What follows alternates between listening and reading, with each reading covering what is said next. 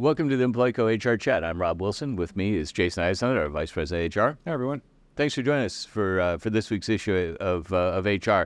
So, Jason, summer's just about here. Yeah, thank God. We're at the end of May, and a lot of companies have already hired interns for the summer, but there's a lot of companies that haven't yet that might still be in the process or not sure how to do hiring an intern, right, or how to structure it. So let's talk about some tips for hiring and organizing an internship. So in terms of let's start at the very beginning. So the basics in terms of, I still recommend a good job offer letter that talks about who your supervisor is, that it's an at-will employment, you're expected to abide by the employee handbook and all that fun stuff, what your rate of pay is, hours of operation. But after that, in terms of like onboarding, I'd still recommend you onboard an intern just like anyone else. Give them a tour of the company history, some introductions, a lunch maybe on their first day. I think you want to treat an intern almost like you would any other regular new hire, because this is a period of time where the intern could be a future hire. So they're making up their mind, and those first few days, first few weeks are really, really influential on whether or not they tell their friends and family, or they decide on their own if your employer is a good company, is a good to be work for. Right. So your kids or young adults that are between your junior and senior year of college, most of those internships it's a pivotal time for both the intern as well as the company, because most of those, if they work out, they end up with a job offer a couple months after the internship. Come September, October, if it worked out and you have an open position, the odds are you're going to offer that person a job. Yeah, it's the best interview possible. You just have been talking, seeing their work ethic, seeing their quality of work for several months or several weeks at least. It's a great interview, on the job training. You get to see how that intern, and at the end, if you think they're a good potential future employee, the job offer is probably going to be coming next. Yeah, and for college students that are younger than that, a lot of companies don't really offer very many internships.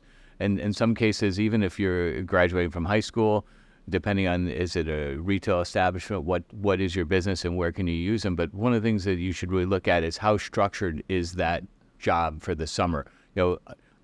Unfortunately, good or bad, internship, it's the summer, right? In most cases, so that you want to make sure you're just not making up work. You want to make sure it's productive. You want to, the person that's coming in and working for you for the summer, they're there not to sit around and watch YouTube. I mean, granted, we had a kid that was here one summer that all he did was watch YouTube videos, but not the most productive for the person or the supervisor or the business in general. So you really want to make sure that you've got a pretty well structured job for the person for the summer.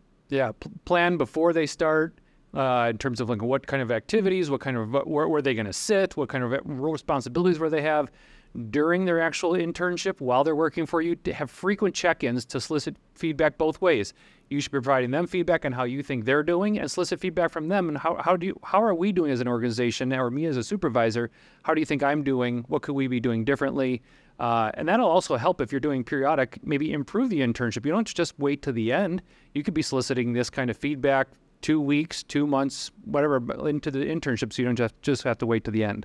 Yeah, and if this is your first summer hiring interns, or maybe you've done it a few times and you wait this long, depending on what industry you're in, a lot of college kids start looking at their internships.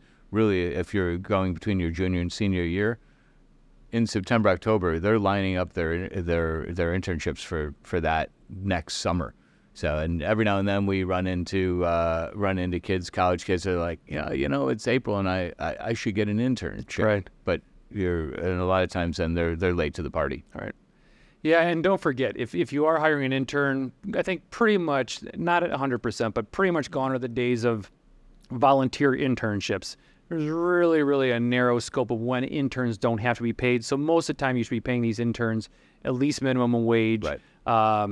And obviously the more adequate and reasonable you're paying them, the more likely they may come back the next summer or the next time after they're graduating. Yeah, the days of the free internships are gone. Right. Back when we were young, well, I've obviously got a couple years on you, we weren't paid. But still, you really have to pay your interns at least minimum wage. Yeah. Yeah, and just at the end, provide them feedback like we were talking about before.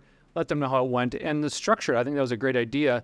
It should not just be getting work out of them. It should be also an educational opportunity. Like, teach them why they're doing certain things and how it affects other parts of the organization.